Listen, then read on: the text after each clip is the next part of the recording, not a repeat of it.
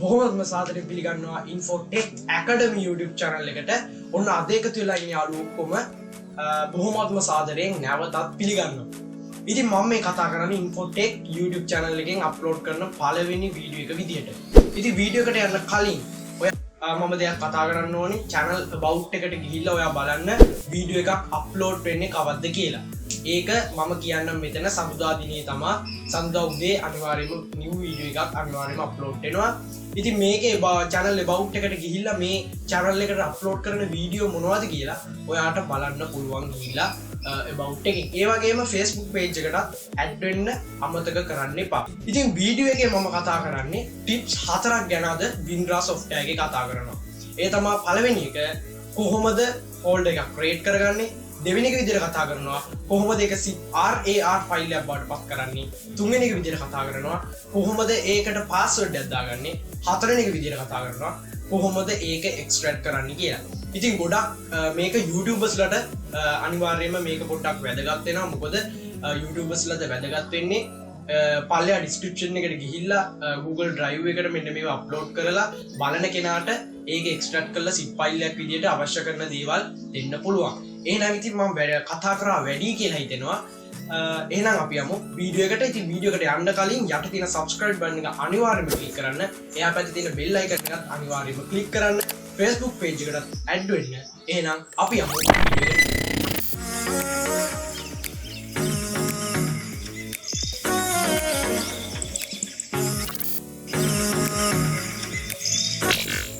හරි ඉතින් පළවෙනි කාරණාව විදියට ඔයාලන්ට වීඩියෝ එකේ ගේන්නේ කොහොමද ෆෝල්ඩර් එකක් ක්‍රියේට් කරගන්න කියලා. ඉතින් මේ විදියට ෆෝල්ඩර් එකක් ක්‍රියේට් කරගන්න විදිහව දන්න කෙනෙක් වෙන්න පුළුවන්. නමුත් නොදන්න කට්ටියත් ඉන්න පුළුවන්. ඉතින් මුලින් ඉඳලම සරලව කියලා දෙන්න නිසා ෆෝල්ඩර් එකේ ඉඳලා හරි විදියට අපි වීඩියෝ එක කරගෙන යනවා.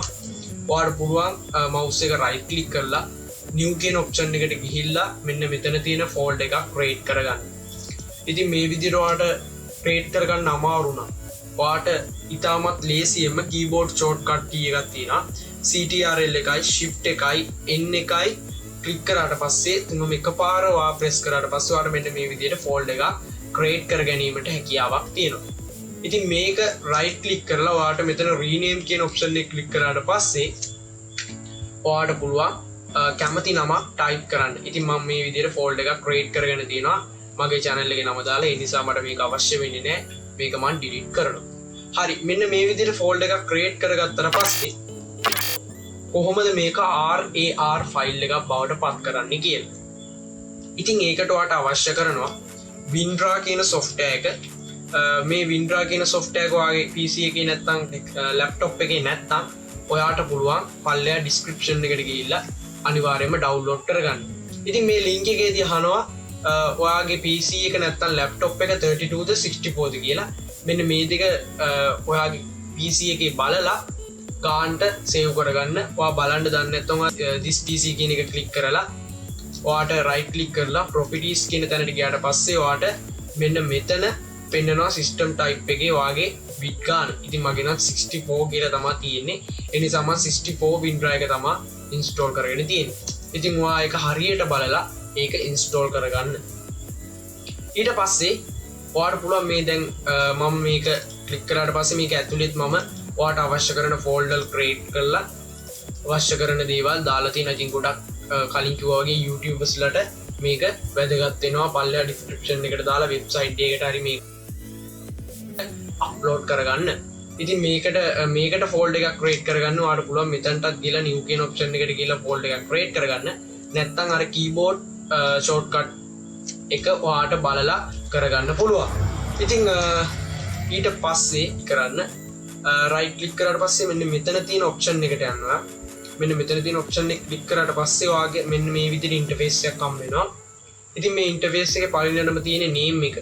ඔයාගේ name එකක් මෙතන folder එකේ name එක තමයි මෙතනට වැටිලා තියෙන්නේ. ඉතින් ඔයාට folder එකේ name එක නැතුව වෙන නමක් මෙතනට දාගන්න ඕන නම් ඔයාට මෙතනට කැමති නමක් දාගන්න.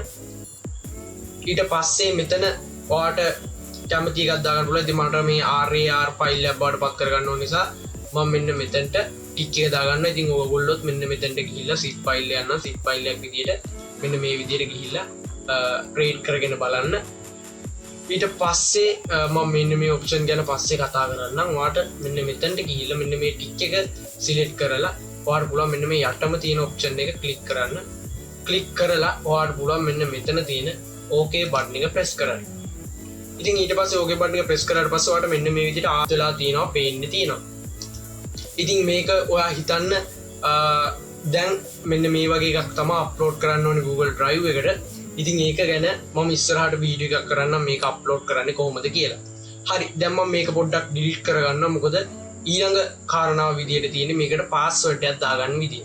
ඉතින් පාස්වර්ඩ් එකක් නැතුව zip file එකක් හදන්නේ ඔන්න ඔය විදියට. අපි බලමු කොහොමද පාස්වර්ඩ් එකක් මේකට දාගන්නේ කියලා. ඔයා කලින් කළා වගේ මෙන්න මේ ඔප්ෂන් එකට ගිහිල්ලා මෙතනට කැමති නමක් දාගෙන කලින් කිව්වා වගේ මෙන්න මේ ඔප්ෂන් එකට ගිහිල්ලා ඔයාට තියෙනවා මෙන්න මෙතන set password කියලා. මෙතන ඔයාගේ set password නැත්තම් මේ general එකේ ඔයාට පුළුවන් advanced වලට යන්න. advanced වල අනිවාර්යයෙන්ම තියෙන්න ඕනි set password කියලා. මෙතන set password කියන තැන මම ක්ලික් කරනවා. ක්ලික් කරලා enter the password කියලා දෙනවා. ඔයාට කැමති password එකක් ගන්න. ඉතින් short password එකක් ගන්න නම් තමයි හොඳ. ඉතින් මේ password එකම confirm කරන්න ඔයාට ඒකම ගහන්න. ගහලා මෙතන show password කියන තැන ක්ලික් කරාට පස්සේ ඔයාට මේ එක බාර් එකක ඔයාගේ password එක show වෙලා තියෙනවා. ඒ කියන්නේ confirm වෙලා තියෙනවා කියලා. ඊට පස්සේ ඔයාට මෙතන okay කියන බටන් එක press කරන්න පුළුවන්.